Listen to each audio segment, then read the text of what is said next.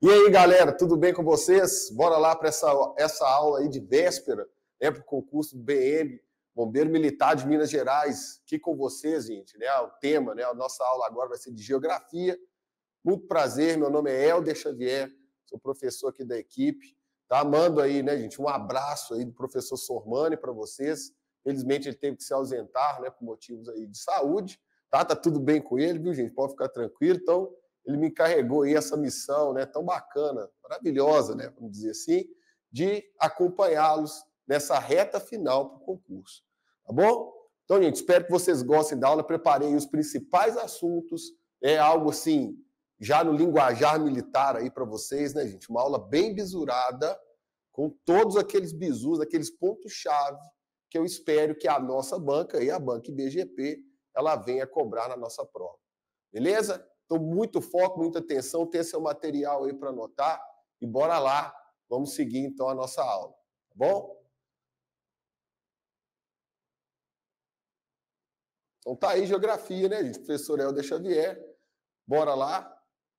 Bom, esse slide aqui, gente, né, vou sempre estar trabalhando aqui com material com vocês, tá? Eu compartimentei o principal, né, que a gente vai observar em relação a esses conceitos fundamentais. Por quê? O que a IBGP fez? Ela traz lá no nosso, né, no conteúdo programático da geografia, gente, algo bem inusitado, que é a discussão direta, então está lá separado na parte de geografia esses conceitos fundamentais. Tudo bem? São conceitos que fatalmente, galera, vocês, né, a gente trabalhou aí durante as aulas, tá? Mas como está separado, eu espero que a banca possa vir a cobrar aí esses conceitos de maneira direta. Beleza? Então, rapidinho aqui, gente. Então, eu tentei... Claro que isso aí tem muita coisa, viu, gente? Eu tentei compartimentar aqui o principal para vocês, tá? Então, veja bem. Imagina que aparece uma questão que esteja discutindo o espaço geográfico. O que você tem que lembrar? O que é isso? O espaço geográfico. Gente, olha lá o que é, ó. Objeto de estudo da geografia. Tá? Ou seja, o mundo. Né? Então, é o conceito que abarca os outros. Tá? É o objeto, é o que a geografia propriamente dita estuda. Então, todos os capítulos que a gente passa, né, que a gente vê aqui na geografia, estão relacionados com esse conceito de espaço geográfico. Tá? Então, é isso que você tem que rastrear lá nas opções, né, se é uma questão de ver ou falso, enfim.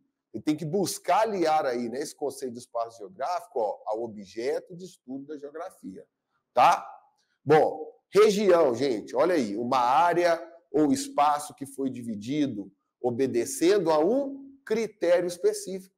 Tá? Exemplo, gente, há 5 macro-regiões, segundo o IBGE, né, que é uma regionalização do nosso IBGE aqui, que regionaliza o nosso país. Tá? Então, a região sudeste, a região norte, a região nordeste, a região sul, o centro-oeste. Como que ela foi dividida? Né? Como é que foi classificadas as regiões? Através de critérios.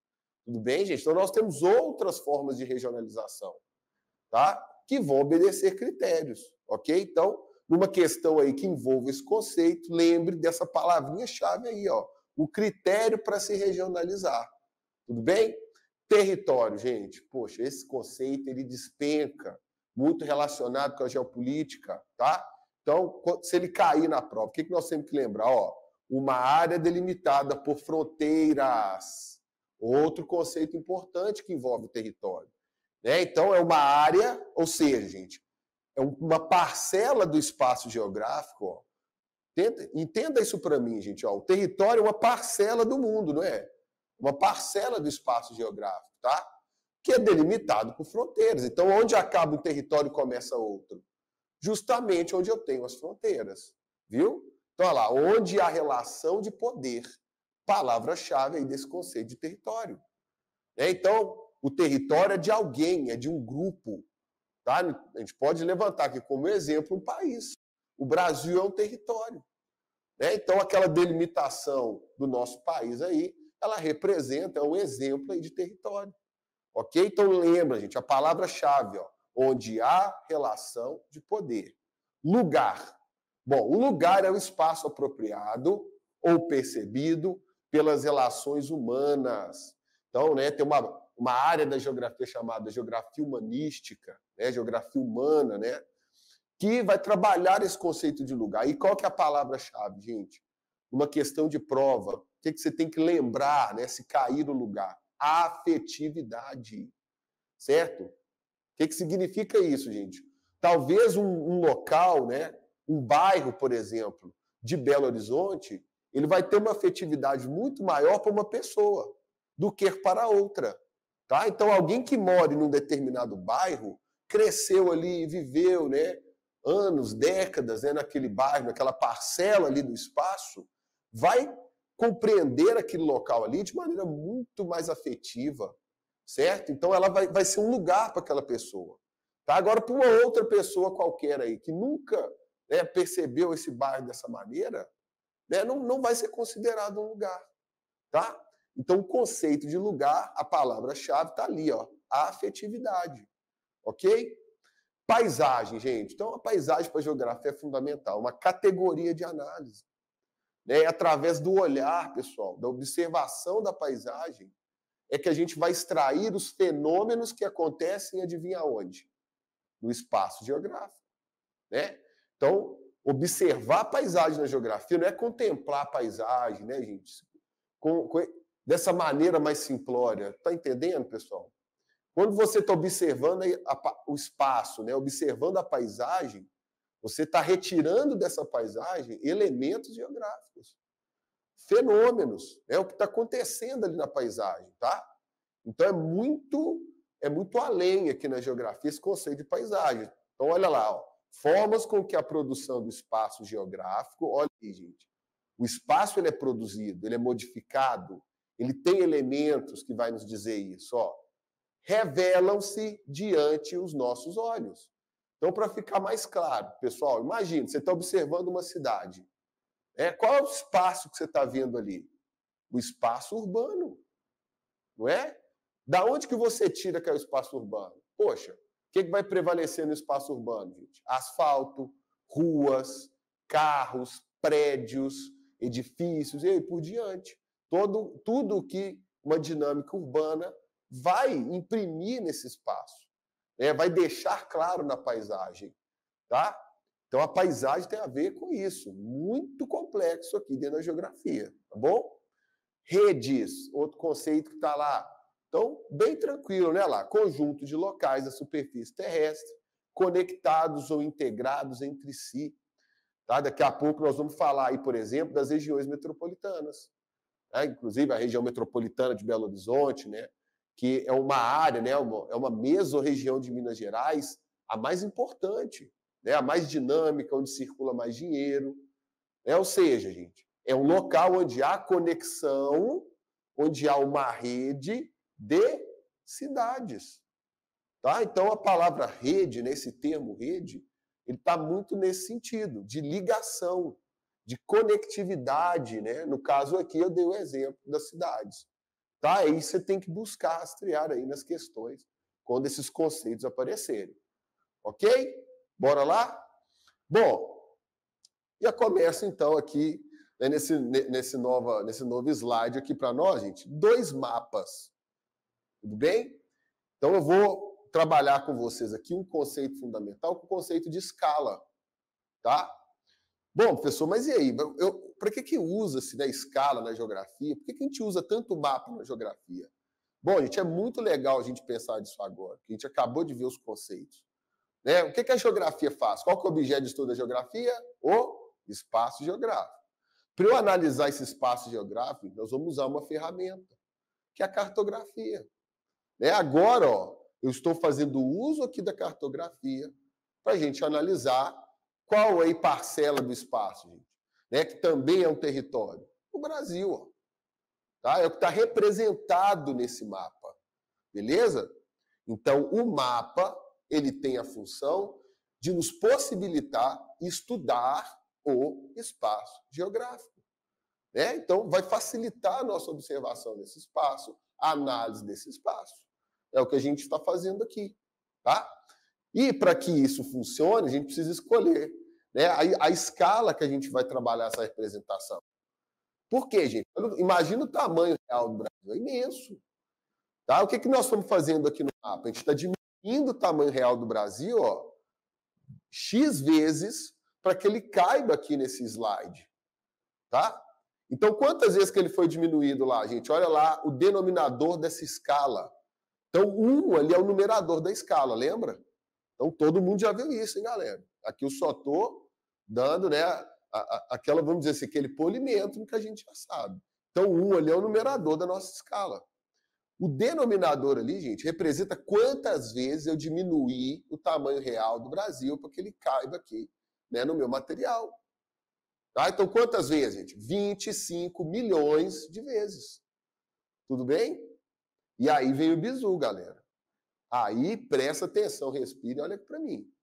Quanto maior for esse denominador, ou seja, o número ali do denominador for cada vez mais extenso, isso significa, gente, que a escala é grande ou a escala é pequena? Tá? E agora, quem respondeu aí que a escala é pequena, acertou. Né, gente? Quem achou que é grande, opa, volta lá e revisa. Tá? Então vamos pensar, galera. O mapa do Brasil ali, ó, ele tem uma área representada imensa, concorda comigo? É o Brasil todo, certo? Então precisei diminuir ele muito mais vezes. Tá? Então é uma escala pequena. Se eu quero estudar o Brasil, eu preciso de uma escala pequena, gente. Agora olha lá o outro mapa, pessoal, né, que é o mapa do Rio de Janeiro, do estado do Rio de Janeiro. O que eu fiz com a escala, gente? Se eu for comparar o Brasil e o Rio de Janeiro, eu aumentei a escala ou eu diminuí a escala? Hein? E aí? O que eu fiz? Eu aumentei a minha escala, tá? Então, ó, comparando o Rio de Janeiro com o mapa do Brasil, o mapa do Rio de Janeiro tem uma escala maior. Maior. Olha o que aconteceu com o denominador, gente. Olha o número lá no denominador. Ele não é um número menor? Então, quando esse denominador diminui, a gente observa o aumento da escala. Tá vendo? Então, no mapa lá do Rio de Janeiro, eu só tenho o estado do Rio de Janeiro. Eu tenho menos área representada, tá? Porém, com mais detalhe, olha aí, eu consigo ver os limites municipais do Rio de Janeiro, não consigo? Agora, olha lá no mapa do Brasil, gente. Eu consigo ter esse nível de detalhe? Se eu for estudar o Rio de Janeiro, né, os municípios do Rio de Janeiro, vai ser possível? Não. Tá bom? Galera, aproveitando o ensejo, ó, vamos pensar em conceitos aí que estão ligados à escala, que estão ligados à cartografia, tá? Reparem aí, eu tenho aí no mapa do Rio de Janeiro, olha lá, 1 para 4 milhões, eu tenho aí os limites entre os municípios, tá? Então, a palavra correta dentro da cartografia que vai separar municípios é limite, tá? Então, limite entre os municípios, beleza? Agora, olha lá para mim no mapa do Brasil, nós temos aí vários estados brasileiros, e o que vai traçar aí, né, o limite, vamos dizer assim, entre esses estados brasileiros, tá? A divisa, ok? Então são palavras que parecem ser sinônimas, mas não são, beleza? Divisa eu vou usar em relação aos estados, a divisa entre os estados. No caso dos municípios, nós vamos usar o limite entre os municípios. E no caso de país, gente, olha aí, ó, esse mapa do Brasil, inclusive, ele traz parte da América do Sul. Nós temos ali, ó, a fronteira entre Brasil e Paraguai, entre Brasil e Uruguai, entre Brasil e Argentina. Então, eu vou usar o termo certo, é fronteira, ok? Então, fronteira é usado quando? Para separar países, divisa, estados, limites, municípios. Tá bom? Bora lá. Bom, outro tema importantíssimo para a nossa prova. Mapas de curva de nível. Olha aí, ó. Tá, gente? Então já começo aqui lembrando a vocês de algo importantíssimo. Não tem condição das curvas de níveis se cruzarem. Então alguém pode estar olhando aí, né, a minha imagem e pensar assim, pô, o que é essa linha aí preta que está cruzando as curvas de nível? Olha lá, gente, ela está, inclusive, ó, com o nome ali, ó, Rio. O rio, sim, ele pode cruzar as curvas de nível, tá? Lembra, gente, o rio ele vem da parte mais alta do relevo em direção à parte mais baixa. É assim que o rio vai, né, traçando o seu curso, beleza? Então, é dessa forma que funciona, Tá bom? Outra coisa importante da gente ressaltar, olha lá a setinha ali, gente, orientando aí o meu desenho. Aquela direção ali, é qual direção? Norte, tá? Então, a direção norte está fixada ali no meu desenho. Você sabe que o contrário é o sul, que a direita é o leste, que a esquerda é o oeste. Tá? Então, é isso que orienta o mapa, pessoal. Tá? Então, nada de relacionar norte com para cima ou sul com para baixo. Cima e embaixo tem a ver com relevo, tem a ver com as curvas de nível aí. Certo? Então, o norte está naquela direção. Tá? Bom, e ali, gente, como analisar, né, os mapas de curvas de nível, galera? Reparem, esses números aí, que são as cotas, né, nas isoípsas. Isoípsa é o nome aí dessas curvas, tá? Então, ela pode ser chamada de curva de nível ou isoípsa. É uma isolinha que a gente vai encontrar nesses mapas, tá? Bom, então elas vão estar me dando ali qual a informação, gente? Da altitude. Ou seja, você vai olhar, opa, onde eu tenho aí os locais mais baixos desse mapa? Ó, na cota de 500 metros de altitude. Onde estão as partes mais altas? 640, lá, 620 metros de altitude. Tá? Então, é o principal elemento aí que você tem que buscar analisar quando aparecer um mapa desse. Lembrando, gente, em outras edições aí, né, do concurso, tanto de oficial quanto para soldado, caiu mapas de curva de nível. E faz todo sentido. Afinal de contas, vocês serão bombeiros militares, vocês estarão atuando no território, né, no espaço. Preciso entender como funciona o mapa de curva de nível. Como é que você vai planejar o seu trajeto ali? Imagina alguém está perdido, você vai, né, se embrenhar, né, galera, num local aí, enfim, né, de mata densa. Você tem que estudar ali, né, a topografia da região. Saber aonde está mais inclinado, aonde está menos inclinado. Tá? E olhando esse mapa, a gente consegue perceber isso. Tudo bem? Segundo ponto, gente, observar a proximidade entre as curvas de nível. Reparem, ó, que na porção leste do meu mapa, eu tenho um relevo mais o quê? Mais acidentado. Por quê, gente? Olha as curvas de nível mais próximas. Então, onde eu tenho curva de nível mais próxima, significa, ó, que a altitude ela aumentou, né, num intervalo ali menor. Demonstrando o quê, gente? Maior declividade do terreno. Tá? Então, a porção leste ali do meu desenho, ó, ou também posso chamar de porção oriental, gente? Posso. Lembra que a direção leste ela também é chamada de oriente. Tá? Então, a porção oriental do meu desenho ela é mais inclinada. Por quê? Olha lá as curvas de nível, tudo próximas ali. Agora, a porção oeste, pessoal, do desenho. Olha como que as curvas de nível têm um intervalo maior entre elas. Demonstrando que ali eu tenho uma topografia mais plana, tá? Mais aplainada, mais suave. Tudo bem? Então, tá aí, né, os dois elementos fundamentais para a gente analisar o mapa de curva de nível. Gente? Então, ó, agora outra coisa aqui, aproveitando, né? O rio. Então, o rio está vindo ali. Eu tenho 3 cursos d'água aí, né?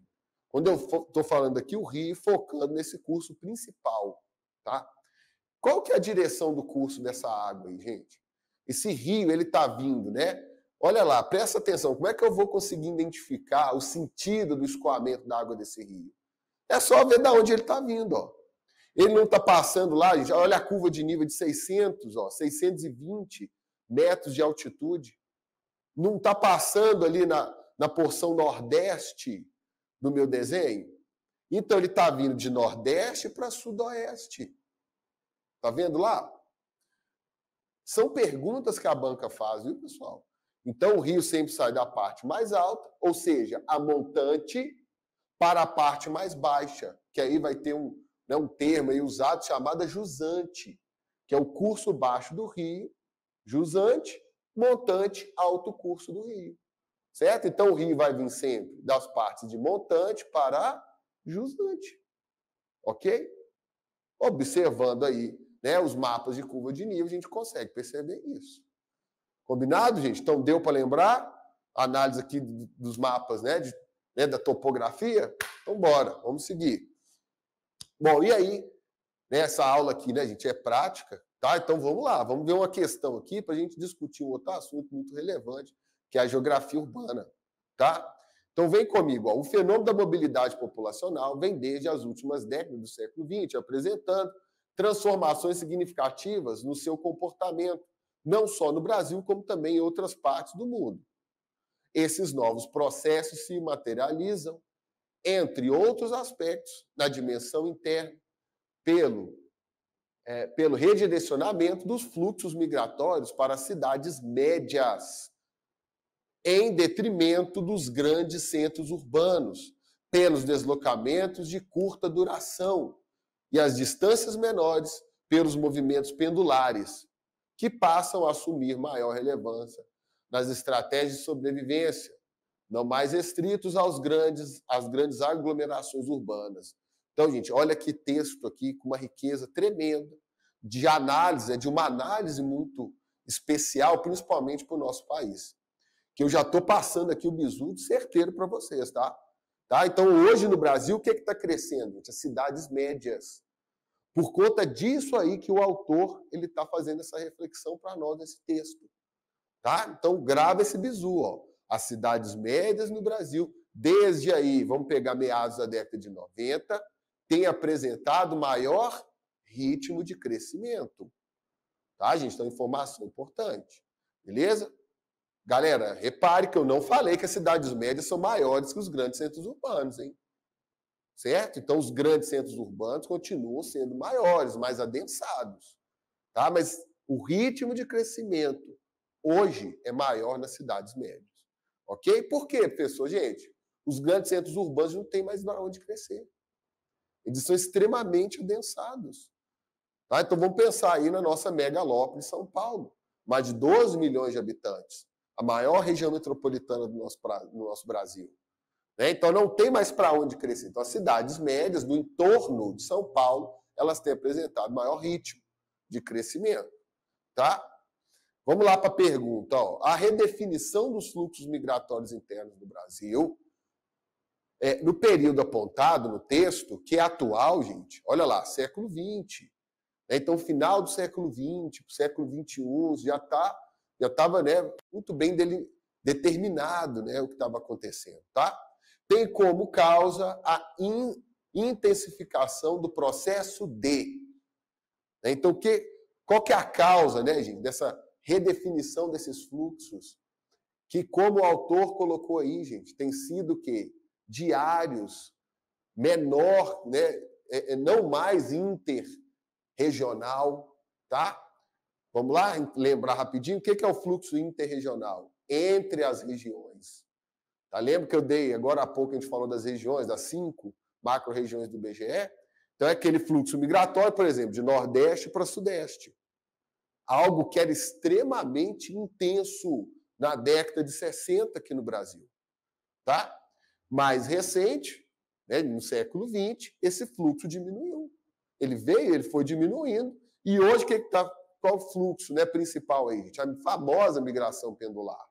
Muito comum dentro das regiões metropolitanas, tá? Então, bora lá. Ó. Letra A. Vocês já devem ter dado uma olhada aí. Vamos ver quem acertou aí, gente. Então, ó, descapitalização do setor primário? Não, gente, setor primário, né? Agricultura, pesca, caça, é isso? Nada a ver. B, ampliação da economia informal? Então, é a economia informal que está provocando essa migração, enfim, né? Mas dentro das regiões metropolitanas? Também não, viu, gente? C, tributação das áreas residenciais, né? Tributação da área residencial citatina. Pô, isso sempre vai ter, né, galera? Tá? Então, não é isso que causa. Agora, olha a letra D, gente. Desconcentração da atividade industrial, principalmente.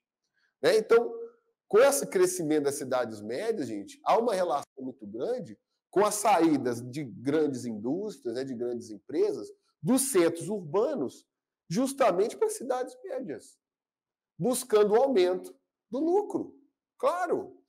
Bom, produzir em centros urbanos, gente, não é barato. O terreno é mais caro, o imposto é mais caro.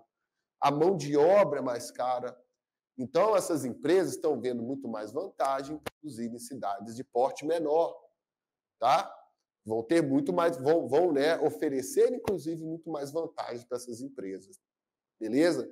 Então, tem relação aí, ó, letra D, com a desconcentração da atividade industrial, letra E, saturação da empregabilidade no setor terciário, também não, né, gente? Essa saturação do setor terciário tem provocado, então, a expansão para cidades médias? Claro que não. Tá bom? Então, letra D. Aí deu para a gente revisar, ó, essa dinâmica, né? Como que o Brasil hoje vem passando aí pela migração interna, tá? Então, lembra, gente, as migrações, elas ainda acontecem interregionalmente, só que muito menor, né? Fluxo muito menor, se a gente for comparar aí com a década de 60, 70. Tá certo? Bora lá, pode seguir. Bom, e aí, para ilustrar o que eu falei, viu, gente? Então, olha só, um mapa aí com a região metropolitana de Belo Horizonte, né? A nossa região que é tão citada em questões de prova, tá, galera? Então, em questões de vestibular, eu já vi, do Enem, né? Vários concursos citam a região metropolitana, a nossa, né, aqui de Belo Horizonte, quando fala desse assunto. Olha essas setas aí, galera, observa. As setas significam fluxos populacionais, né? Então, rapidinho, revisando aí, essa rede de cidades, ela tem sempre uma cidade mais importante. No caso da nossa é quem, gente? BH. Então, o nome é a região metropolitana de Belo Horizonte, região metropolitana de São Paulo, ou seja, são vários municípios ou cidades que têm ligação entre elas, mas existe ali uma cidade mais importante dentro dessa rede, tá? Que é chamada de metrópole. Então, a nossa metrópole aqui, Belo Horizonte. Por que essas setas, elas acabam... Eu tenho setas também que saem de Belo Horizonte para Contagem ali, tá vendo, pessoal? Então, há também o fluxo de pessoas que saem de Belo Horizonte, por exemplo, que vão trabalhar em Contagem, ou em outro município da região metropolitana. Mas o que nos salta aos olhos ali é o quê? Que a maior parte das pessoas saem, né, são emigrantes pendulares de outros municípios da nossa região metropolitana. Ficou na dúvida aí, gente, do termo emigrante? Então, emigrante é quem sai, imigrante é quem chega. Certo? Então, as pessoas estão saindo dos municípios do entorno de Belo Horizonte e vindo trabalhar em BH. Olha só, o fluxo diário, gente. Movimento pendular. Certo? Então, a pessoa fica o dia inteiro em Belo Horizonte, trabalha, estuda, vai para a faculdade, vai para o curso, enfim. E só à noite volta para casa. Daí a conotação das cidades dormitório. É outro termo aí que despenca em provas. Tá? Por que é cidade dormitório? É o caso de Vespasiano, por exemplo, aqui da nossa região metropolitana. É o caso de Ribeirão das Neves, né? Porque há um fluxo muito intenso de pessoas que saem desses municípios, vêm para Belo Horizonte e volta só no final do dia. Ok? Então volta para dormir, né? Vamos dizer assim. Tem todo o dia, né, de trabalho, de estudo, tudo acontece em Belo Horizonte, só volta no final do dia. Tá? Então são elementos fundamentais para a gente trabalhar e relembrar, tá, gente, a questão da geografia urbana. Tema muito importante para a prova, hein, galera? Pelo menos uma questão acho que vai envolver, né, a geografia urbana. E migração, né, que a gente recordou os dois aí. Bora lá? Pode passar. Bom, falando de espaço urbano, vamos falar também do espaço rural. Aí vem algo inusitado aí no nosso edital, hein, gente? Que não tinha antes. Por exemplo, o certame, né, era organizado pela Fundep, já teve outras bancas que pegou, tá? A IBGP trouxe mais elementos para a gente dar conta aqui na geografia. Um deles, gente, ó, são os problemas no campo, tá? Principalmente relacionados aí ao campo brasileiro. Tudo bem? Rapidinho aqui, gente. Vamos lembrar de algo aqui importante e elementar quando a gente fala de campo, né, de geografia agrária. Bom, no Brasil, nós temos vários tipos, né, de atividades que acontecem no campo. Tá? Nós vamos ter aí atividades como agricultura familiar e atividades ligadas ao agrobusiness, né, o agronegócio. São muito distintas, hein, pessoal? Espero que vocês estejam lembrando bonitinho disso aí. Nós temos que estar dominado esse assunto, hein? Estou trazendo aqui o mais importante, como eu disse para vocês, tá? Bom, agricultura familiar, gente, é aquele tipo de agricultura que usa insumos, né? Lembrando que insumos são produtos usados, né, na produção no campo. Por exemplo, utilização de maquinário, de agrotóxico, de fertilizante, tudo isso é insumo. Então, a agricultura familiar usa insumos, né, gente, limitados. Né? Você tem uma produção que vai ser voltada à alimentação da família. Geralmente, esse produtor ele mora na terra, então tem esse perfil.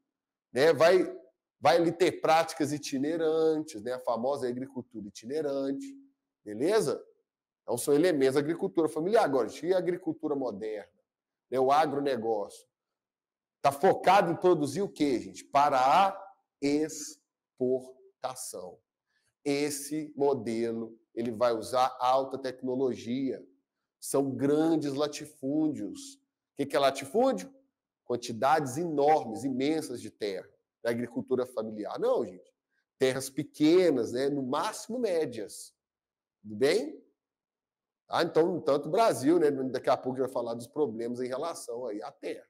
Tá? Então, dois tipos aí de modelo de produção no campo totalmente diferentes, que vale a pena a gente ressaltar aqui, tá? Bom, vamos lá. O que a banca deixa? Né? Ela cobra aí a violência no campo, os problemas no campo. E quando fala de problema no campo no Brasil, a gente pensa na falta de propriedades e moradia.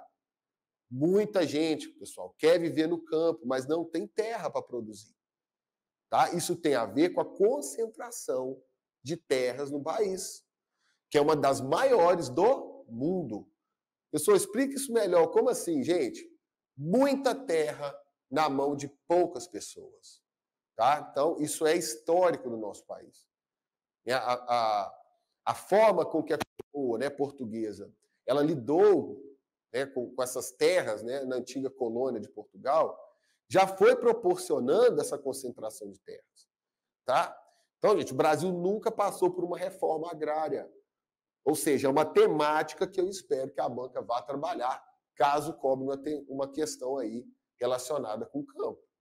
Beleza, gente? Então, o Brasil tem um problema, concentração de terra. Qual que é a solução, gente? Reforma agrária. Tá? Muito cuidado. Isso é coisa benéfica, pessoal. Vocês estão fazendo um concurso para resolver problema. Tá? Então, isso resolveria partes aí, né, dos problemas que a gente tem no Brasil. Né? Como eu disse, concentração de terra é um problema grave aqui do nosso país. Tudo bem? Bom, exemplo lá que eu trouxe para vocês, gente, que é algo que pode aparecer nas questões, né? O movimento dos trabalhadores sem terra. Tá? Então, dos trabalhadores rurais sem terra, o famoso MST. Ou seja, o que o MST quer, gente? O que ele pressiona, né? O que ele faz de pressão política, né? Enfim, às vezes até invadindo propriedade privada de alguém, ou terras devolutas do governo. Olha aí, dois termos, gente, que tem a mesma, no final das contas, é a mesma conotação, mas que são diferentes. Terra devoluta é o quê? Terras da União, que estão ali sem nenhuma utilidade. Tá? Terras improdutivas. Aí são terras de propriedade privada, é terra de alguém, enfim, que está ali também sem ter, né, uma utilidade. Está ali especulando. Tá? Então, cuidado com esses termos, beleza, gente? Ó, lembra aí da sua redação também, gente. Então, a geografia municia vocês de vários elementos para enriquecer sua prova aberta lá de redação. Sei lá, né? Vai que cai um tema desse na redação. Então, você vai trabalhar desse jeito, beleza? Bom, e aí os sem terra, né, eles enfim, para pressionar o governo a fazer de fato uma reforma agrária, tá, gente? Então, a reforma agrária é o governo pegar, fazer um levantamento geral das terras que estão improdutivas no Brasil e devolutas e ali distribuir para as pessoas produzirem. Tá? Produzir alimento, enfim, para aumentar a produção no campo e a moradia de pessoas no campo. Galera, isso ia viabilizar, ia desafogar um pouco as cidades? Com toda certeza. Ia diminuir o fluxo de pessoas que saem do campo para as cidades, que é o êxodo rural. Ia manter essa população no campo e, o melhor de tudo, empregada, produzindo, gerando economia. Tá? Então, a reforma agrária é nesse sentido que você vai pensar ela para sua prova. Viu, gente? Então, muito cuidado com o senso comum. Eu vejo muita gente aí falando que o MST é terrorista do PT, é não sei o quê, coisas nesse sentido. Cuidado, gente, vocês estão fazendo uma prova de concurso, tá? Cuidado com a nossa opinião, pessoal. Depois que passar, for aprovado, aí você acha o que quiser do MST. Beleza? Para a nossa prova, o que o MST é, gente? Bonzinho. Tá? O MST, ele quer terra para produzir, para morar. Ok? Muito cuidado com as pegadinhas aí. As bancas sabem disso, hein? Tá? Desse problema que o senso comum tem. Ok? Então, distribuir terra. No Brasil, gente, o órgão responsável pela reforma agrária é o INCRA. É o Instituto Nacional de Colonização e Reforma Agrária. Então, já existe até esse órgão. Tá? Mas ele não efetivamente promoveu, de fato, uma reforma agrária. A gente teve aí algumas distribuições de terra, principalmente de terras do Estado, né, terras da União, terras devolutas, mas isso foi irrisório, gente, pela quantidade de terras que estão concentradas na mão de poucas pessoas. Como eu disse para vocês, tá? Claro que isso não é interessante, principalmente para qual classe, gente? Para a classe dominante do nosso país. Então, as pessoas que têm, inclusive, muita influência política no nosso país. No entanto, a gente sempre fala da bancada ruralista. Então, essa bancada ruralista muito forte, ela trava aí, por exemplo, uma reforma agrária. Isso é histórico, viu, gente? Eu não estou falando de um governo ou de outro. Tá? Então, nenhum governo nesse país teve o peito, né, a força política para encarar essa bancada aí e, enfim, né, promover, de fato, uma reforma agrária. Tá? Bom, áreas em destaque da violência no campo, gente. Então, ó, vocês já devem estar pensando aí no conflito, então, que existe. Tem pessoas que querem produzir no campo, morar no campo. E tem terra ali que está improdutiva. Então, quando o MST, por exemplo, né, faz aí um protesto, né, gente? Quando invade uma propriedade para pressionar o governo, cria conflito. Tá? Então, olha lá, ó, relação com a expansão das fronteiras agrícolas. Lembrar disso. Certo? Então, o nosso país, gente, está expandindo a produção agrícola. Hoje, mais do que nunca, o cenário, a conjuntura econômica mundial, ela está propiciando para que isso aconteça. Certo? E aí, obviamente, você vai ter conflitos no campo. Tá? Então, para lembrar aí, gente, as áreas, né, com maior conflito, os estados aí onde a gente observa maior incidência dessa violência. Maranhão, Piauí, Tocantins e Bahia. Então, as regiões do interior desses estados, onde a gente vai ter muito conflito. Por quê, galera? Tem muitos proprietários de pequenas e médias propriedades que são posseiros. Tá? Eles têm a posse da terra, mas não têm o título da terra. É aí que está o problema. Então, muita gente se aproveita dessa situação, inclusive aí criminosos chamados grileiros, que falsificam, né, a titularidade de terra. Enfim, é um problema sério, histórico no Brasil também. Tá? Então, isso acaba provocando aí violência. Beleza? Outra área, gente, o famoso bico de papagaio. Né? Daqui a pouco eu vou mostrar ali no mapa para vocês. Que olha lá, é o Pará, o Maranhão, o Tocantins, é a mesma região. Viu, pessoal? É a mesma região onde tem muitos conflitos por conta da terra. E eu sei que vocês devem estar lembrando aí de notícias, isso aí na mídia, né, gente? Sempre aparece. Né, os conflitos no campo no Brasil, tá? Nesses estados, chacinas. O cara lá arma, né, gente? O dono de um grande latifúndio arma aí pessoas, os caras vão lá, saem dando tiro no pessoal. Enfim, capítulos, né, gente, terríveis aí da nossa história, histórico, né, da violência no campo, tá? Vamos lá para o mapa, ó. Então aí, gente, as iniciais, né, dos estados que eu citei para vocês, olha aí a área em vermelho, né, mostrando esse ponto, essa zona aí de grande tensão no nosso campo, tá? E ali, à direita, nós temos aí o mapa, né? Ó, parece um bico de papagaio, né? Então, tá bem no mesmo contexto, tá vendo? Então, são as áreas aí onde a gente tem maior violência no campo, tá? Bom, em relação ao clima, gente, o que eu destaco aqui para vocês? Um fenômeno, né, gente, chamado de El Niño e Laninha. Tá? Então, vai lá, galera, olha a dica. Isso não foi o homem que criou isso, tá? É uma anomalia atmosférica natural. Pessoal, ela pode ser intensificada pela ação do homem? Pode. Tudo bem? Mas El Niño e Laninha não é algo que foi criado pelo homem. É algo que naturalmente acontece na atmosfera. Vendo? Então, são parte do mesmo fenômeno atmosférico oceano. É uma anomalia que ocorre no Oceano Pacífico. Tá? Então, El Niño, gente, quando o Oceano Pacífico fica mais quente. Laninha, quando o Pacífico fica mais frio. Então, vai ter ano de El Niño, ano de Laninha. Beleza? Então, isso é fundamental para vocês lembrarem aí, né, para a prova. Vai afetar o regime de chuvas, né, em várias regiões, não só do Brasil, mas do mundo inteiro. Tá, gente? É um fenômeno que acarreta aí mudanças, né, no mundo todo. Tudo bem? Pode passar aí. Bom, reflexo para o Brasil, galera. Então, compartimentei. Reduzi aqui o máximo para vocês, né, os reflexos dessa anomalia para o Brasil. Então, lá na Laninha, as regiões norte e nordeste tendem a ficar mais chuvosas. Tá vendo? Deixa as temperaturas mais amenas e o tempo mais seco no sudeste e no centro-oeste. No El Niño, redução das chuvas no extremo norte, principalmente em Roraima. Seca na região do semiárido nordestino, vou falar daqui a pouco ali. Aumento relativo do índice de chuva na região centro-oeste. Redução dos efeitos do inverno na região sudeste, elevada severa. E elevação severa nos índices de pluviosidade, ou seja, de chuva, também nas temperaturas na região sul. Tá? Então, gente, bisurada aí para vocês, né? A aula está gravada aí, dá um pause, depois volta, anota esses elementos principais, tá? Bom, climograma, pessoal. Lembrando, hein, gente, por que eu falei de El Niño e Laninha? É algo, é um elemento que a banca separou lá dentro aí da parte de clima. Bom, gente, esse gráfico, se aparecer na prova, comemore, porque provavelmente a resposta da questão vai estar nele. Tá? Então, muito fácil de analisar. Olha lá. Na base do gráfico, gente. Então, qual que é a tabela de tempo ali? Qual que é o tempo que a gente faz a análise do climograma? Um ano. Janeiro até dezembro. As barrinhas ali de azul, pessoal, é a pluviosidade. É a média de chuvas nesses meses.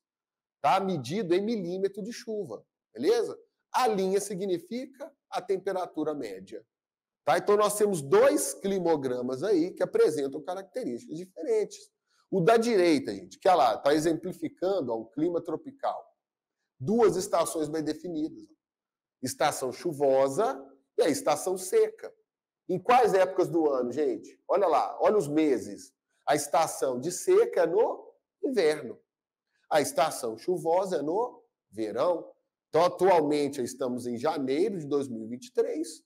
Estão observando, né? Quem é aí da região aqui, né? Quem é de Minas Gerais, da região sudeste, está percebendo que já aumentou muito os índices de chuva aqui. Tá? Então, o nosso clima, o clima tropical de altitude, viu, gente, aqui na região metropolitana, ele vai ser muito dentro aí desse climograma que está na direita, tá? Agora, olha o da esquerda, gente. O clima semiárido, né, que existe aí do nosso país. Então, pouquíssima chuva. Distribuição muito ruim das chuvas durante o ano. Temperatura média o ano inteiro muito alta, certo? Então, a temperatura muda pouco, em relação ao inverno e verão. Tá? Então, é a questão da amplitude térmica aí ser menor. Beleza? Então, vai ser quente o ano inteiro. Agora, gente, no climograma aí da direita, né, eu vou ter uma amplitude térmica maior. Por quê? No inverno, a temperatura cai muito mais. Tá? A gente sente isso, né? Muito melhor aqui na nossa região, por exemplo, do que se a gente for comparar com a região norte, que é muito quente, né, o nordeste. Bom, pode ir lá. Bom, e aí, falando de clima, tá aí os principais tipos de clima do nosso país, ressaltando lá, né, galera, o semiárido, onde vai prevalecer a vegetação de caatinga, tá? Já vou trazer o mapa ali com os biomas para nós, né? O clima tropical, região centro-oeste do nosso país, o cerrado. O norte, gente, prevalece o clima equatorial, que é a floresta amazônica, né? A floresta equatorial. Né? O tropical atlântico, né, gente? Essa parte aí, entre o tropical atlântico, o tropical de altitude, né? Nós vamos ter aí a Mata Atlântica, tá? E o clima subtropical, lembra, gente? É subtropical porque está ao sul do Trópico de Capricórnio. Sai da zona térmica chamada de zona tropical. Que ela é delimitada por quem, gente? Trópico de Câncer e o Trópico de Capricórnio. certo? 23 graus e 27 minutos, tanto para o norte, tanto para o sul. Tá? Então, essa zona é a zona mais quente do planeta. Bom, então, ó, depois nós temos a zona temperada e as zonas polares. Certo? Quem delimita isso, galera? A latitude. Vocês viram isso em cartografia, né? Sistemas de coordenadas geográficas. Tá? Pode ir lá. E aí o mapa, 2 mapas aqui, né? Que a gente vai trabalhar agora, que vai estar relacionado com o clima. Eu já até citei para vocês aí, né? Os nossos principais biomas. Então, olha lá. Amazônia, a Caatinga, né? Lembra do semiárido, a Mata Atlântica, o complexo do Pantanal, né? O Cerrado, e lá no sul, né, gente, restrito aí ao Rio Grande do Sul, nós vamos ter aí os pampas sulinos, né, os campos sulinos. Tudo bem? Bom, galera, o que é esse mapa aí que está à direita? Os domínios morfoclimáticos. É uma análise muito mais profunda. Por quê?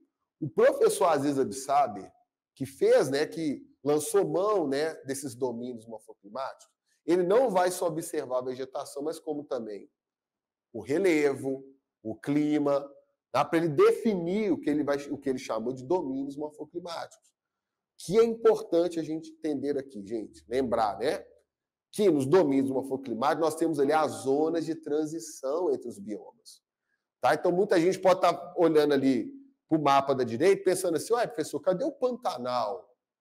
Ô, gente, o Pantanal é um complexo, olha só, complexo do Pantanal. São vários tipos de vegetação que vão, né, que vai ser algo tão particular que a gente vai considerar como um grande bioma. Só que na visão do Absaber, gente, nos domínios morfoclimáticos, o Absaber olhou e falou, olha, isso aqui é uma área de transição. É por isso que eu tenho várias espécies aqui de vários biomas. Tá? Por isso que ele não aparece ali. Tá vendo lá? Tá justamente na faixa amarela onde a gente tem as áreas de transição.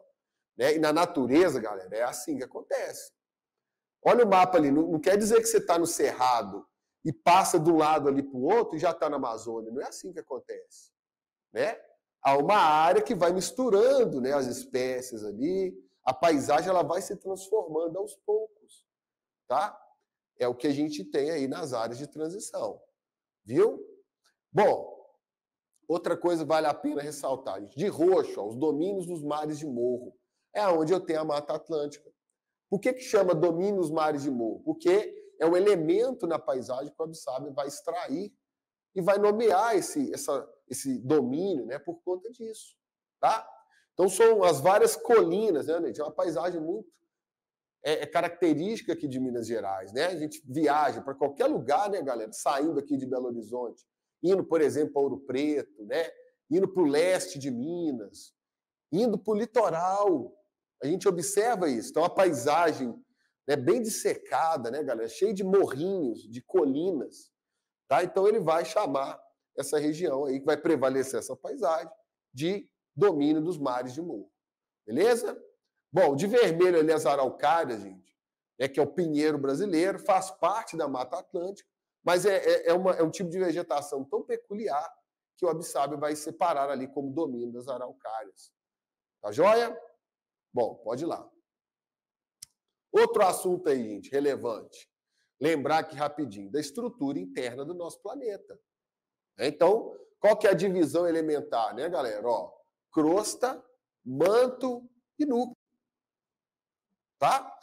O que é a crosta, gente? Ali no caso, né, que eu posso chamar também de litosfera, é a parte sólida, é aonde está a superfície, tanto do mar, né, gente, quanto do continente. Lembra, gente, no fundo do mar nós temos rocha, tá? Então, o planeta inteiro, né, tem essa camada, a camada de rochas, tudo bem? A crosta oceânica, ela está tampada pelo mar. A crosta continental, ela não está tampada pelo mar. Ambas são crostas sólidas, tá? E você sabe muito bem que elas são fraturadas. Daí vem toda aquela questão que nós já entendemos aí, que é a movimentação das placas tectônicas. Ou seja, a placa tectônica é o quê, gente? É a crosta, tá? São pedaços dessa crosta que ficam movimentando. por conta daquela força que são as correntes de convecção que acontecem no manto. Beleza? Que dá uma dinâmica aí para a movimentação desses fragmentos aí da nossa crosta. Tá? Bom, pode mandar ver aí. Galera, questãozinha rápida. A litosfera encontra-se em permanente dinamismo e contradição em face das ações internas do planeta, que geram uma cinemática das placas litosféricas. A ilustração a seguir refere-se exatamente a esse fato.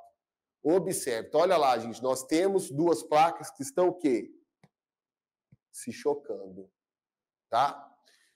Choque de placas, galera, nós temos que lembrar do quê? Terremoto. Tensão entre as placas. Tá? Sendo que sempre uma dessas placas, no caso desse choque ser entre uma placa oceânica e uma placa continental, categoricamente, uma dessas placas, no caso a placa oceânica, ela vai entrar em subducção. Tá? E a placa continental vai dobrar por cima da placa oceânica, provocando a formação de uma estrutura geológica chamada de dobramentos modernos. As montanhas, tá? Então, ó, já apareceu em outras provas, viu, gente? Esse assunto aí, vamos ficar esperto. É correto afirmar que a ilustração exibe uma. Então, olha lá, um escudo cristalino em evidência de magmatismo? Nada a ver, gente. Nada a ver. Escudo cristalino é uma estrutura geológica muito antiga, a gente encontra aqui no Brasil, mas não tem nada a ver com a imagem. Tá? Faixa de terrenos sedimentares, tectonicamente estáveis. Gente, o que de estável tem aí nessa imagem? Nada, é choque entre placas, ó. Beleza? C. Zona de instabilidade tectônica, denominada zona de subducção. Eu já deixei a dica aí para vocês, ó. É justamente isso. A gente vê uma zona instável onde a placa oceânica ela está entrando em subducção. Tá? Faixa de formação de solos desenvolvidos? Não, gente, isso aí não é um perfil de solo. De jeito nenhum. Escudo cristalino numa faixa de divergência de placas? O que é a divergência, gente? É o afastamento de placas. Ali eu tenho o quê? Convergência. E o que está faltando? Qual que é o outro movimento aí? Ó, tangencial, ou transcorrente, ou também chamado de transformante. É quando uma placa está raspando na outra. Vai gerar as falhas, né? Então, ó, não é isso que está mostrando aqui na imagem, gabarito aí da questão, letra C. Tá?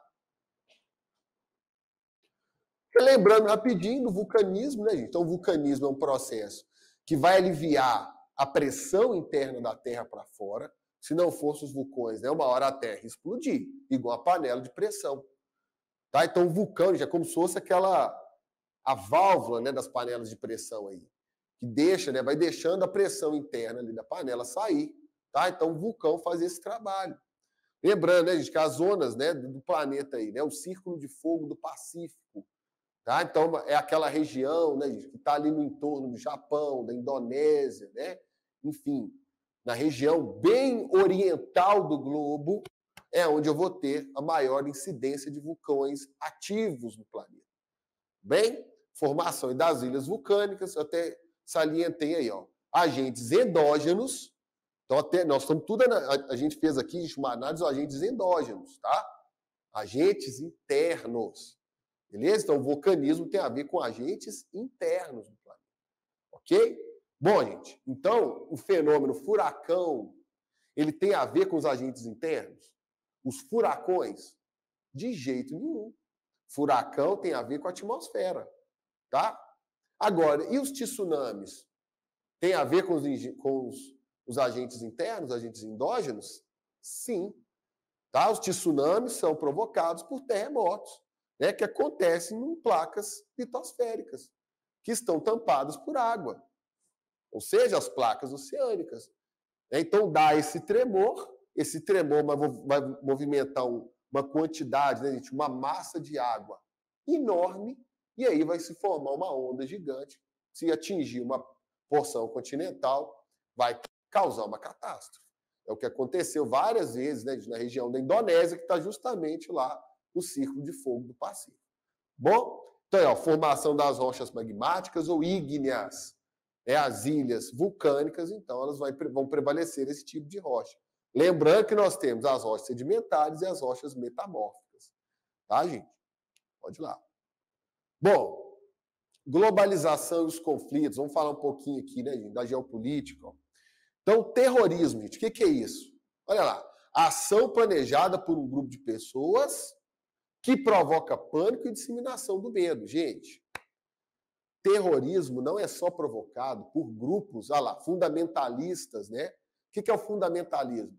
É alguém se fundamentar numa lógica, numa ideia, num princípio, para promover, por exemplo, um ato terrorista. Então, gente, não é só o fundamentalismo islâmico. Né? No senso comum, né, tem-se que as pessoas acreditam, na maioria das vezes, que é só grupo islâmico que provoca terrorismo. Lógico que não, gente. É qualquer ação. Pode ser de uma pessoa, pode ser de um grupo, por qualquer motivo, né, fundamentação, que gerar pânico, que gerar disseminação do medo, vai ser considerado um ato terrorista. Muito cuidado, tá? Então, grupos fundamentalistas são o quê? Que se fundamentam em uma ideia, em uma religião, em uma lógica, tá? Bom, movimento separatista, gente. Tenta resgatar, né, preservar a identidade cultural, ou seja, a etnia, tá? Por meio da independência política, por exemplo. Então, quando falo de movimentos separatistas, tem esse cunho. É tipo assim, olha, eu não me sinto, por exemplo, espanhol, tá? Então, eu quero separar aqui da Espanha e criar um novo território. Né? Eu estou falando aí da questão da Catalunha, por exemplo. Tá? Então, a questão da Catalunha, né, é um exemplo aí de movimento separatista. Como é que é? Né? Tem vários, né? Então foi aqui uma pergunta. Né? Pessoal, mas tem outras situações parecidas ao redor do mundo? Várias, gente. Eu poderia estar aqui horas falando, né, de movimentos separatistas, beleza? Então vamos pegar aí uma questão dessa que existe na Rússia, né? A Guerra da Chechênia. Então a região da Chechênia é uma área que ela tem uma pretensão de separar da Rússia, porque não se vê como russos. Tá? Então, é uma área hoje que tem uma certa autonomia, mas continua sendo território russo. E aí por diante, tá aí? Bom, a questão da xenofobia, galera. O que é? Aversão a tudo que é estrangeiro. Pessoas, produtos, costumes. Então, aversão ao que vem de fora. O que eu chamo a atenção, gente? A islamofobia. Tá? Então, uma etnia que sofre muito com a xenofobia, atualmente, é a islamofobia. Olha que termo interessante aí, caso, né, caia na prova aberta uma temática que envolva essa situação, gente. Então lembra, ó, islamofobia, né, a xenofobia contra, né, principalmente a cultura islâmica, né, a religião islâmica. Tá? Só lembrando, né, gente, os crentes no Islã são os muçulmanos, certo? Então hoje no mundo a gente vê, né, uma islamofobia muito forte, tá? Pode ir para frente aí. Bom, rapidinho aqui, né, galera? Um apanhado, né, do conflito aí entre a Rússia e a Ucrânia. Ah, professor, mas isso está muito evidente. Será que pode cair na prova? Pessoal, a retirada dos Estados Unidos do Afeganistão. Isso aconteceu em 2021. Teve uma prova, um concurso bombeiro justamente nesse ano. E o que aconteceu? Caiu uma questão sobre o Afeganistão. Tá? Então pode aparecer, sim, esse conflito da Rússia e da Ucrânia. Tá? Bom, galera, como que eu acho que a banca vai cobrar isso aqui? Vai cobrar as origens dele, principalmente relacionada a 2014. Então já estão indo, ó, vai para 9 anos, né, de ocupação russa na Península da Crimeia. Eu vou ilustrar para vocês aqui no mapa. Tá? Então, em 2014, a Rússia anexou a Crimeia, ou seja, tomou da Ucrânia uma região muito estratégica lá no mar, né, no Mar Negro, que é a Crimeia. Tá? Então, a Crimeia hoje é território russo. Okay? Então, isso aí já provocou, né, uma tensão muito grande entre os países. Tá, pessoal? Por que aconteceu isso, galera? Em 2014 entrou, né, um governo, uma ala, né, uma ala aí de políticos, né, da Ucrânia, ganhou muito espaço. E são políticos, né, são um governo mais focado em desvincular-se da Rússia, tá? E aproximar mais da Europa. Claro que isso deixou a Rússia muito descontente. Né? Então, a Rússia, para pressionar a Ucrânia, foi lá e anexou a Crimeia através de um referendo. Tá? Então, foi algo muito, assim, gente, às cegas, né? Não foi um processo acompanhado por alguma instituição internacional. Então, a gente não sabe se o cara ali votou realmente para sair, né, para anexar-se à Rússia ou não.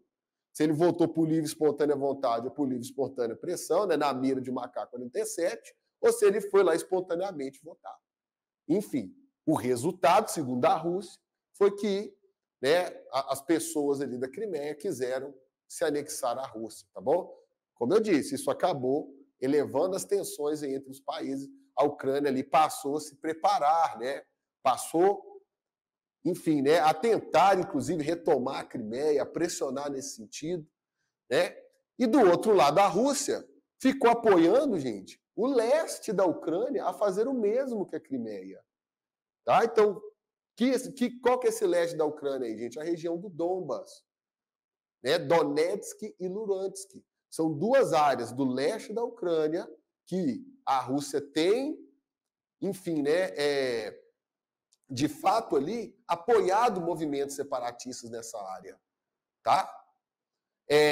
Como eu estou, né, tá citado aí no meu material para vocês, tá?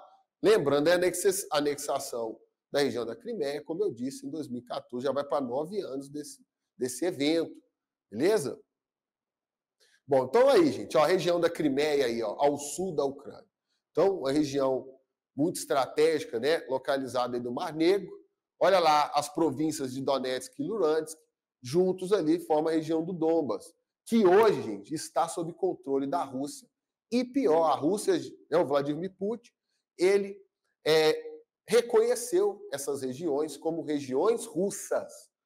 Então, quando a Ucrânia ataca essas áreas, para retomar, por exemplo, é o que está acontecendo atualmente, gente, né, está atacando de fato a Rússia. Tá? Claro que a maioria dos países do mundo não reconheceu, né, enfim, que essas áreas são da Rússia. Tá? Mas vários países sim, principalmente, né, os aliados à Rússia. Tudo bem? Bom, outra região importante, galera, que pode ser algo aí que a banca vai aproveitar, né? Enfim, que tem a ver, né, que está dentro, né, dessa dinâmica do conflito entre Ucrânia e Rússia, é a região do Cáucaso. Bizu, gente, leia sobre essa região, nessa iminência aí da prova, tá? Então, ó, olha aí, galera, uma região muito estratégica, uma região alta, né, bem montanhosa, onde eu tenho jazidas de petróleo, né, onde passa aí dutos de gás e também de petróleo que vem lá da região do Cáspio, certo? Então é um interesse muito grande da Rússia em controlar essa área. Só lembrando, hein, gente, a Rússia antes já havia dominado a Geórgia, intervindo, né, diretamente na Geórgia em 2008. Né? Foi uma guerra extremamente rápida, a Rússia dominou a Geórgia em 4 dias, né, se eu não me engano. Tá? Mostrando, né, a força que a Rússia tem aí na região. Para manter, né, gente, essa área sob sua influência. A Geórgia, que em 2008 ameaçou entrar na OTAN. Eu vou falar dela já no nosso próximo slide aí. Aliás, né, antes, né, de eu falar aqui da OTAN, gente, vamos fazer uma relação, né, desses conflitos, né, pode seguir, tá, com um número aí de deslocados. Ó. Então, sempre que fala em conflito, galera, nós temos que pensar, né, nos deslocados e nos refugiados. Então, vamos entender esses termos. Deslocado, gente, é a pessoa que, dentro do próprio país, ela deslocou para outra região. Certo? Vamos pensar na Ucrânia. Então, vários ucranianos que viviam no leste da Ucrânia deslocaram para o oeste da Ucrânia. Ou seja, é uma situação de deslocado. Agora, o refugiado é quem? É quando sai do país. Né? Então, muita gente saiu da Ucrânia e foi para a Polônia, por exemplo, que foi para outros países da Europa, que foi para a própria Rússia. Né? Isso aconteceu mesmo. Tá? Então, são refugiados. Ok? Então, aí, gente, Síria, Venezuela, Afeganistão, Sudão do Sul e Mianmar. são os países, né? Eu não achei dados mais novos, né, gente, lá na ACNUR, que é uma agência da ONU que lida, né, com esse problema, mas com certeza a Ucrânia está aqui. Tá? No próximo levantamento ela vai entrar. Gente, todos esses países, ó, guerra civil na Síria, a crise da Venezuela, né, a questão da retirada das tropas americanas em 2021, lá do Afeganistão. Né? Então, isso, o Talibã, né, voltou ao poder, isso foi um motivo para muita gente fugir do Afeganistão. Sudão do Sul, gente, vive uma guerra civil. Tá? É o país mais moderno, é o país mais novo do mundo. Ele foi criado em 2011, viu, gente? Com a repartição do Sudão, é um país da África, né? Da região norte da África, bem? E até hoje está em guerra civil, né? Mesmo havendo essa divisão em Sudão do Sul e Sudão do Norte, né? Aliás, Sudão só, tá? Na região de fronteira há ainda muita coisa a se resolver e existe uma guerra civil lá no Sudão do Sul. Mianmar, gente, é um país do Sudeste Asiático. Então, um local também muito complicado no mundo, onde, né, nós temos vários países muito pobres, né? O próprio Mianmar é um exemplo disso, que também acontece uma guerra, né, um conflito, né, entre o governo e rebeldes, tá, para tomar controle do país. Bem? Pode seguir. Bom, gente, e aí, ó, ilustrando o que eu falei para vocês, né, essa região que está em destaque no mapa é uma região complicadíssima, tá, lá da África, chamada Sahel. Certo? Então, vários países aí estão em crise, tá?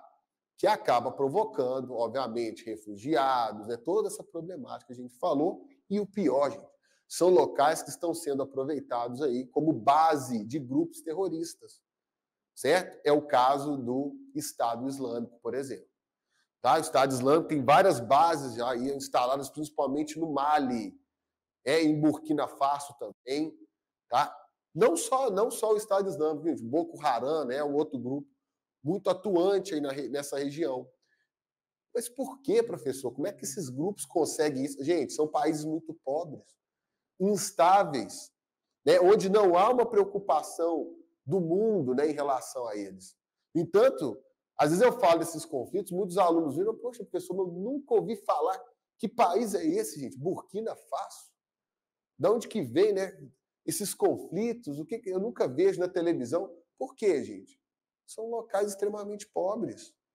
São notícias que não vendem na grande mídia. Tá? Então não vale a pena a grande mídia pegar e ficar falando desses locais. Né? Quando fala África, todo mundo. A África, tem gente que chama até a África de país, né? É muito comum, né? Jornalistas, inclusive, o país África, gente, isso é um continente imenso. Então, a diversidade de etnias gigante aí na África. Tá? Então, ó, Bizu, região do Sahel, tá muito tensa hoje, tá? Lembrando aí que a África ali tem também uma outra região muito, muito pobre, né, gente? Ali no centro da África, ó, tá? Que é a região da África subsaariana, certo? Pessoal, onde seria melhor na África? A África do Sul, tá? Que é um país, né, gente? Então, a África do Sul tem índices melhores, por exemplo, de desenvolvimento humano, se a gente comparar com o restante, tá? Segundo lugar ali, gente, a região, né, mais norte da África, onde vai prevalecer uma etnia mais árabe, certo? São países ali como o Egito, ali no caso, né, que tem uma condição um pouco melhor. Tá? Agora, essa região aí do Sahel, gente, e a África subsaariana vive uma problemática aí que não é de hoje, tá bom? Bom, para finalizar a nossa aula, né, gente, eu vou até aproveitar aqui para falar aqui da ONU. Vamos pensar também na OTAN, tá? Veja bem, galera, a Organização das Nações Unidas ela foi criada com o seguinte objetivo. Estou até estourando meu tempo, né? Daqui a pouco a aula vai para 2, mas enfim, galera, eu quero trazer o máximo aí de informação de bizu para vocês, né? Bom, então a ONU, gente, hoje vem sendo muito criticada mais do que nunca, né? Por conta da quantidade de conflito que a gente vê no mundo. A gente discutir isso aqui agora. Afinal de contas, a ONU, o papel central dela é manter a paz no mundo, manter a paz entre os países. Isso não vem sendo conseguido, não vem sendo concretizado. Bom, gente, e aí? É culpa da ONU? A culpa é de quem? Tá, galera? Na geopolítica, nós temos a resposta. Ou seja, gente, países que têm um poderio, né, que têm uma influência maior no mundo, acabam passando por cima da ONU. É isso que acontece, infelizmente. Certo? Exemplo de que isso aconteceu, galera, em 2003, com a invasão do Iraque. Estados Unidos invadiu o Iraque, mesmo a ONU sendo contrária. Tá? E aí vamos aproveitar para lembrar sobre o Conselho de Segurança. Olha lá, ele é composto, gente, por 15 membros, sendo 5 permanentes, tá aí os que são permanentes, e 10 que têm rotatividade, tá? Lembrando, gente, ó, desde 2021, ó, olha lá, né, na 75ª Assembleia Geral, o Brasil voltou, né, então atualmente o Brasil está fazendo parte do Conselho. Só que em qual? O Brasil é permanente, gente? Não. Ele está nos membros aí que são os membros rotativos, beleza?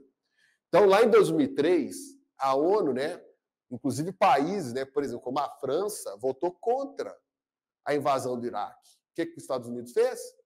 Invadiu. Tá? Aí outros países se vêem no mesmo direito. Né? Então, a ONU ela consegue atuar dependendo do país ali que está, né, da discussão que está sendo feita. Tá? Se for um país, gente, com um poder geopolítico, uma influência muito grande, é o caso dos Estados Unidos, que é o mais poderoso do mundo, ela não tem força para fazer nada. Né? Então, trocando em miúdos, né, caga e anda para a ONU. É isso que acontece no final das contas, tá? Bom, e a OTAN, né, gente, que eu deixei de falar anteriormente, que é uma outra instituição, para a gente não confundir, tá? A OTAN é resquício, galera, lá do período da Guerra Fria. Tá? Então, vamos lembrar rapidinho, a Guerra Fria foi de 1947 a 1991. O mundo era dividido, ordem bipolar, tá? Então, lá na história vocês viram isso. Né? Então, União Soviética e Estados Unidos ali disputando a hegemonia no mundo, disputando, né, gente, a influência. Enfim, a OTAN foi criada. A OTAN é uma liga, né, gente? É um acordo militar, uma aproximação militar entre os países que fazem parte. Então, é uma integração militar, gente. Não é bloco econômico, tá? De jeito nenhum. É uma integração militar. E qual que é a principal cláusula da OTAN, gente? Se um país que for parte da OTAN for atacado, os outros países vão atacar esse país que atacou. Então, mexeu com um, mexeu com todos. É tipo isso. Né? Então, no conflito entre a Rússia e a Ucrânia, qual que é o principal motivo, né, que a Rússia apresenta para ter executado essa invasão? Que, nas palavras da Rússia, né, do Vladimir Putin, né, é uma intervenção militar especial. Por que a Rússia fez isso, tá, gente? Porque a Ucrânia oficialmente, tá, então isso em meados aí do ano passado, né, em janeiro ali, o Volodymyr Zelensky, né, que é o presidente da Ucrânia, ele anunciou, tá, a candidatura, a entrada na OTAN. Então isso foi um estupim ali, né, para a Rússia começar a mobilizar as tropas em direção aí às zonas de fronteira. Tá, gente? Então, meio que a Rússia ela já está cercada por países que fazem parte da OTAN, tá? Os países bálticos, a própria Polônia, né, dentre outros países que estão ali nas proximidades da Rússia, hoje fazem parte da OTAN. Quando a Ucrânia levantou esse interesse, e foi sério, tá, a Rússia já falou, não, a minha integridade aqui de segurança vai ficar abalada. Então, esse foi o grande motivo, assim, né, levantado pela Rússia para ter, então, executado aí, né, essa invasão, tá? E aí começou essa guerra também, né, que é uma guerra de informação. Então, a Ucrânia fala de uma coisa, a Rússia fala outra, e a gente está assistindo aí, né, esse conflito que a gente esperava que ia acabar rápido, mas que já vai fazer aniversário. Já vai para 1 ano agora, em fevereiro de 2023, tá, desse conflito armado que movimentou o mundo inteiro, né, gente? Refletiu aí, né, no preço dos combustíveis. A Rússia é uma potência que produz, né, gás natural, que produz petróleo. Então, isso tem, inclusive, acarretado problemas sérios para a Europa. Tá? Enfim, não só para a Europa, como eu disse, para o mundo todo. Tá? Inclusive para o Brasil. A gente lembra da falta, né, dos insumos para a produção de agrotóxico, Tá? Isso aí afetou aí a nossa produção no campo. Tem a ver com o conflito lá da Ucrânia e da Rússia. Tá bom? Bom, gente, já estou estourando aqui meu tempo. Né? Muito obrigado, viu, galera, por ter confiado aqui no Cromos, né, para sua preparação. Espero aí, né, que tudo que eu falei aqui caia na prova, tá? Vamos fechar essa prova, né, gente? E já começa, né, a pensar nas outras etapas aí do concurso.